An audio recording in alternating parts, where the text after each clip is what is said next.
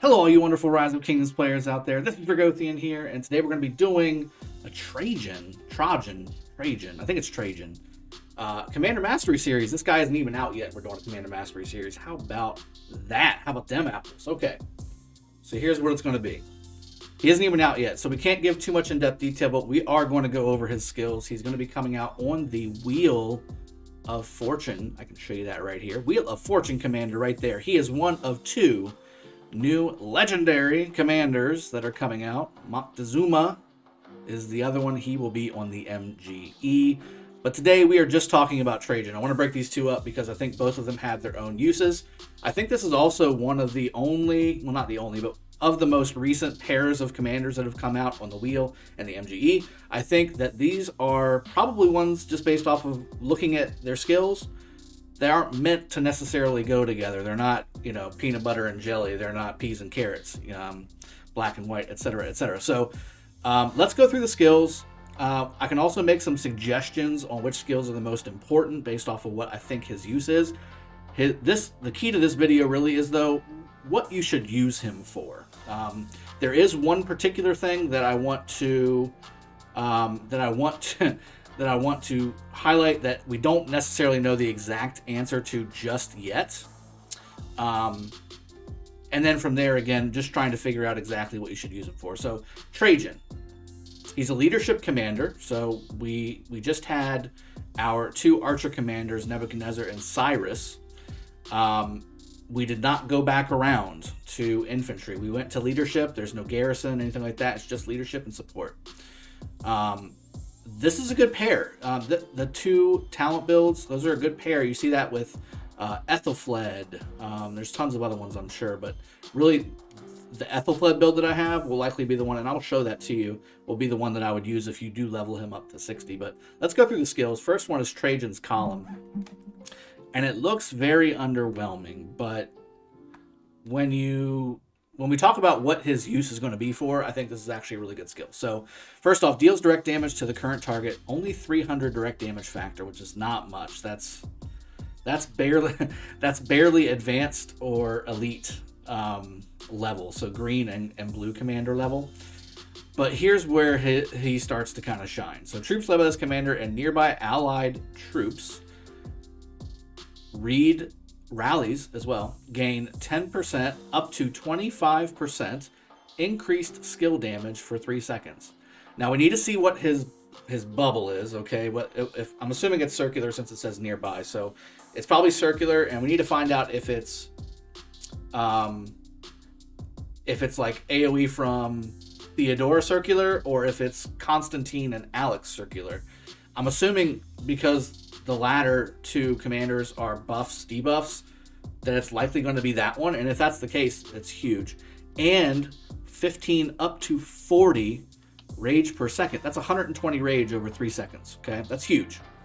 However, incoming damage, and here's the downside, is increased by 25% flat, also for 3 seconds. So, need to be very careful using this guy. However, you can probably start to see where I'm headed with how we're supposed to be using Trajan in Rise of Kingdoms. Let's go to the second skill, Expanding Borders. Troops led by this commander gain 5%, up to 20% increased defense. Health is increased by 5%, in addition, up to 20%, while outside of Alliance territory. Well, who else do we have that has that kind of mechanic? That would be one Hannibal Barca. So, same type of thing. Outside of Alliance territory, you're going to be gaining an additional 20% health bonus, and this is for any troop type. And again, he is a leadership commander. So pretty good buff.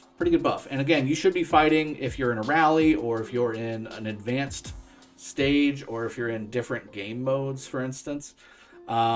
This would apply outside of Alliance territory. Number 3, Great Expeditions. This is an increased troop capacity bonus of 10% when maxed. Another direct damage. So this is where it's going to start to bring the direct damage hopefully in line a little bit more, which still it's not even close for a legendary commander. But when troops led by this commander consist of 3 or more different unit types, they will deal additional direct damage to the target when the active skill is used. So this makes it so if you have a mixed army of infantry, cav, archers, or siege, I guess, that becomes a 600 damage nuke, not a 300 damage nuke. So that's helpful. Or it's 2 300s, I guess I should say. Not 600 total in one, but you'll see 2 red numbers. And you increase the damage dealt to the target by 20% for 3 seconds. Now, again, we're starting to stack some damage bonuses up, right? We got 25% skill damage bonus. We got a 20% all damage bonus right here, because on the target, because you're debuffing their ability to take damage by 20%. Now, my question is, and this is the question I've asked the developers, does this apply for everybody? So is it just for me with Trajan in my army getting the 20% extra damage against that target?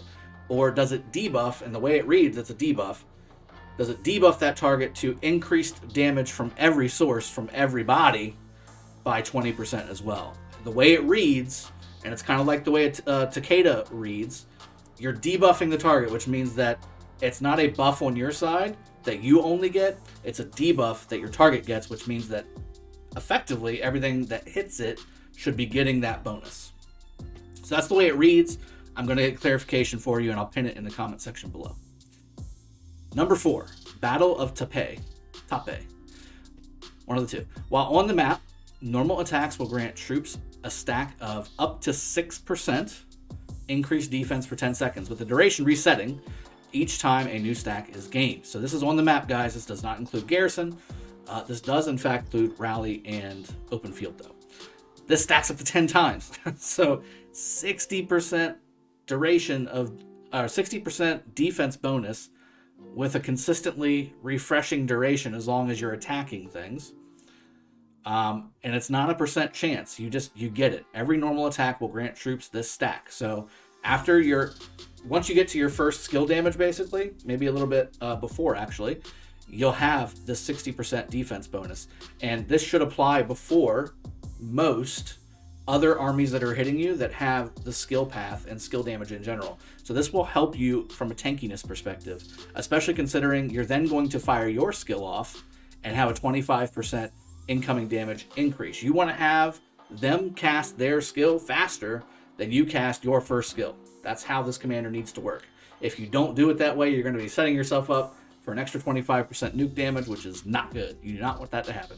But this is a great skill. 40% defense bonus after 10 seconds of fighting, which lasts as long as you're fighting, whether you're in a rally or whether you're in open field.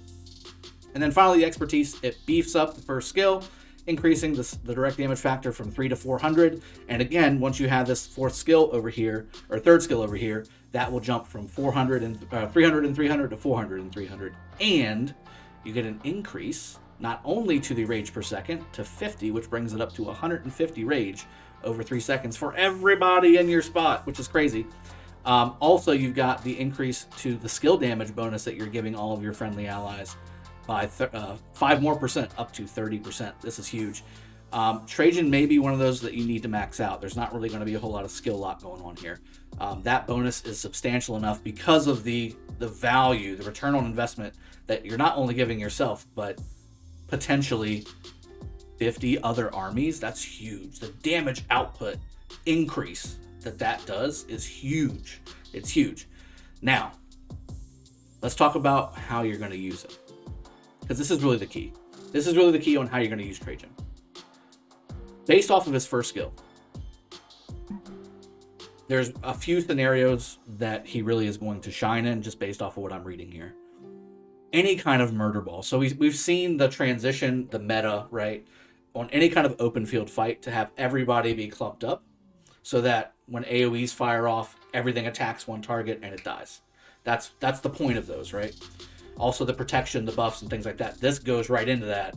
If you have Trajan going off on a target for 10 seconds or 12 seconds or however long, probably 12 or 13 seconds, for this to go off, everybody in that bubble, that could be hundreds of armies, in one spot will get this buff for 3 seconds. That is massive. That's a huge bonus. Okay. Also the rage restoration, firing up their skills faster. All those people, you're dumping damage capability on your allies around you. That's one spot. Same translation, Arc of Osiris League, Osiris Invitational, all the Osiris stuff, okay?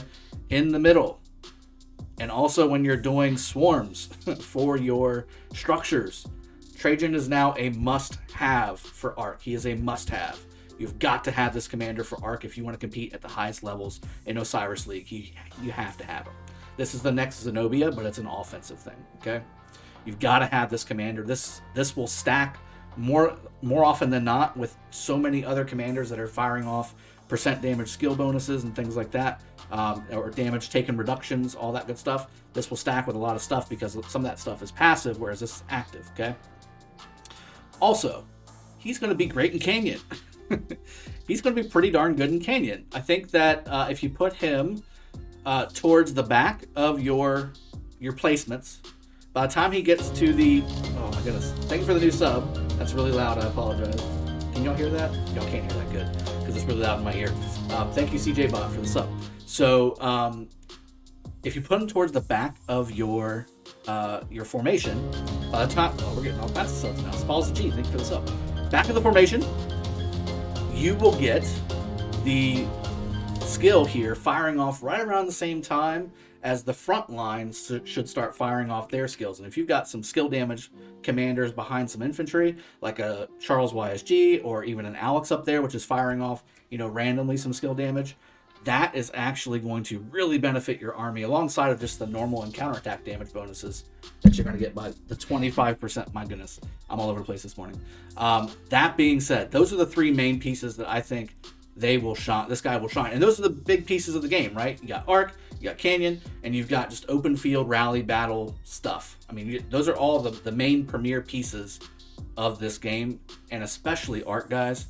I can't tell you how necessary this guy is going to be. He's going to be... When I first saw all this stuff, I'm like, well, this guy's a dunce. This is the next Lu Bu. But no, this guy is going to be a stud, especially when you go through all of his other skills. He's going to be incredible. Let me show you a talent build that I would use on him if you decide to put him primary. You can always use him as a secondary behind a Richard or something like that. Or, again, Barca paired up with him wouldn't be too bad either as far as a full support commander pairing. Let me go ahead and open this up for you. Here we go.